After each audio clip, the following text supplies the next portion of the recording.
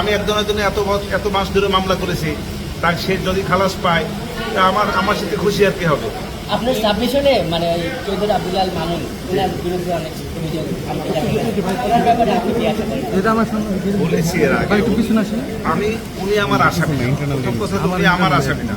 ওনার সম্পর্কে আমার কোনো কথা বলাও ঠিক না, কারণ আমি যাদের আমি লয়ার, যাদের পক্ষে মামলা করি তাদের পক্ষেই আমার বলা উচিত। যারা আমার আসামি না তার পক্ষে আমি কেন বলবো? এটা বলা ঠিক না, এটা সমীচীন না। জি না, হয়নি, বলছি তো একটু আগে। বিচারের স্বচ্ছতা নিয়ে কি আপনার কোনো প্রশ্ন আছে?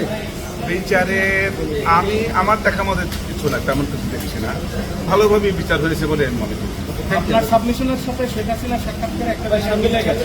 আপনি বলছিলেন যে এইভাবে নির্বিচারে নির্দেশ তিনি দেননি, তিনি তাকেও তথ্য প্রমাণ কিন্তু তা বলেন। ওনারা তো ওনাদের কথা বলবি, একই কথা তো কেন? ওনারা তো ওনাদের কথা বলবি আর আমি আমার কথা বলবো, এটাই স্বাভাবিক কথা। বিচার বিবেচনা করবে মাননীয় ট্রাইব্যুনাল।